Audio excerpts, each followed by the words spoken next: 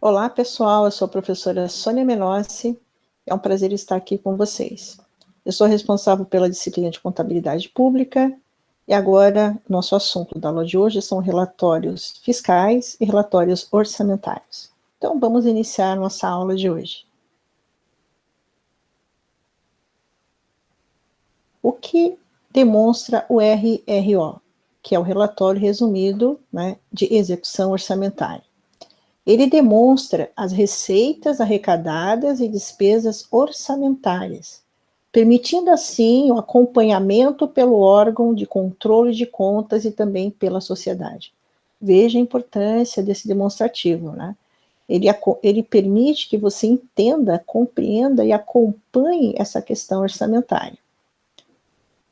E qual é a abrangência do RRO, Relatório Resumido de Execução Orçamentária? Os órgãos de administração direta e entidades de administração indireta, de todos os poderes, que recebam recurso dos orçamentos fiscal e da Seguridade Social, inclusive sob a forma de subvenções para pagamento de pessoal ou de custeio em geral ou de capital, excluídos, no último caso, capital, aqueles provenientes de aumento de participação acionária. E onde está previsto o RREO, que é o Relatório Resumido da Execução Orçamentária? Ele está previsto no artigo 65, parágrafo 3 da Constituição Federal. Ele tem um prazo de 30 dias após o encerramento de cada bimestre, ou seja, ele é bimestral e ao final de cada bimestre tem um prazo de 30 dias para a apresentação dele. E ele foi regulamentado pela Lei de Responsabilidade Fiscal de maio de 2000, a Lei número 101. E qual é a composição do RRO? Relatório Resumido de Execução Orçamentária. Ele tem um balanço orçamentário com o demonstrativo de execução das receitas por categoria econômica e fonte, e das despesas por categoria econômica, grupo de natureza, função e subfunção. E continuando com a composição, nós temos o demonstrativo da receita corrente líquida, o demonstrativo das receitas e despesas previdenciárias do regime próprio de previdência dos servidores. Continuando com a composição do RREO, Relatório Resumido de Execução Orçamentária, ainda tem o demonstrativo do resultado nominal, demonstrativo do resultado primário e o demonstrativo dos restos a pagar por poder e órgão. Uma coisa interessante, né, porque dada a complexidade da contabilidade pública, veja, se nós estamos falando do governo federal, né, olha o tamanho, se nós estamos falando do governo estadual e do governo municipal, além do tamanho, tem todo um processo para questões contra a corrupção, questão de prestação de contas, questão de prestação de contas para os que fazem o controle e também para a própria sociedade. Existe um sistema, o SICONF, que é um sistema de informações contábeis e fiscais do setor público brasileiro, que é relacionado ao Tesouro Nacional. E esse manual, ele ensina a como você transmitir esses dados, como você preencher esses dados. Imagine que você tem um sistema, fazer uma analogia com a área privada, você tem que preencher, você tem que passar para o sistema todas as informações, fazer lançamentos no sistema. Como que eu faço isso? Eu tenho essas informações, eu tenho que alimentar o sistema. E esse manual, ele também ensina como alimentar esse sistema. E na edição de 2019, ele nomina 14 anexos, né? Nós falamos agora a composição, ele nomina os 14. E o 14º anexo, ele fala sobre um dos relatórios, é o demonstrativo simplificado. Esse demonstrativo simplificado, ele é interessante, porque ele resume todas as ações.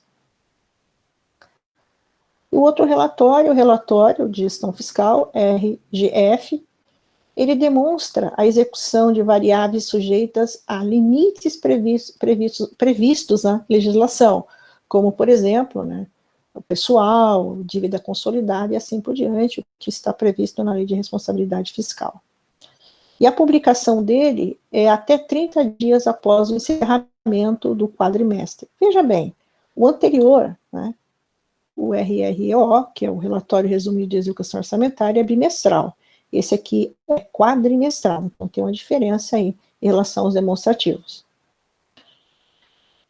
E esse relatório de gestão fiscal, ele é um dos instrumentos de transparência da gestão fiscal, que foi criado aí especificamente pela Lei de Responsabilidade Fiscal, que nós já falamos inúmeras vezes, né, da importância dela e sempre está presente aí. Imagina no que tange a questão fiscal.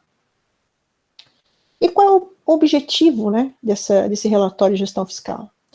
É o monitoramento e a publicidade do cumprimento por parte dos entes federativos dos limites estabelecidos pela Lei de Responsabilidade Fiscal. Veja, ele dá publicidade ao cumprimento, né, dessas questões, ou seja, desses limites estabelecidos pela Lei de Responsabilidade Fiscal.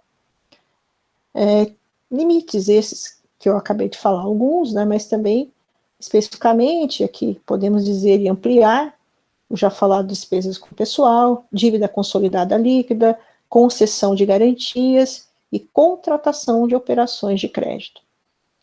Agora, e quem faz esses limites? Ou seja, a legislação estabelece esses limites, mas esse limite precisa ser calculado. Então, todos esses limites, eles são definidos em percentuais da receita corrente líquida, que é apurada em demonstrativo próprio, elaborado e publicado pela Secretaria do Tesouro Nacional. Veja, novamente, a Secretaria do Tesouro Nacional. Por quê? Porque você tem que estabelecer, não, desculpa, você tem que respeitar os limites já estabelecidos pela Lei de Responsabilidade Fiscal. Então, a Secretaria do Tesouro Nacional, ela calcula esses índices, ela publica esses índices para ter essa comparação desse respeito em relação aos limites apurados. Acrescento aqui uma coisa interessante relacionada. Existe um manual de demonstrativos fiscais, né, que ele harmoniza as regras a serem observadas, né, de forma permanente pela administração pública. E também para elaboração tem um anexo aí de riscos fiscais, o ARF, e também tem um anexo de metas fiscais. Olha só. Mas o que nós estamos nos referindo aqui especificamente é o relatório resumido da execução orçamentária e o relatório de gestão fiscal. E o que esse manual ele orienta? Ele define e orienta as metodologias e consoante aos parâmetros definidos pela Lei Complementar 101 de maio de 2000, intitulada de Lei de Responsabilidade Fiscal. Veja bem como é importante o cumprimento das metas, né? Ele está à disposição. Né? Existe manual para entender isso daí, existe a publicação. Se você olhar tanto a União, quanto o Estado, quanto o município, eles são obrigados, né, no caso, os municípios, os estados, se você entrar, por exemplo, no site de uma determinada cidade, por exemplo, de São Paulo, você vai ver lá a publicação lá desses relatórios fiscais, relatório de execução orçamentária desses entes, por exemplo, município de São Paulo, e todos os demais, porque é obrigado todos os entes aí, como nós já falamos, quais são obrigados, né, por lei.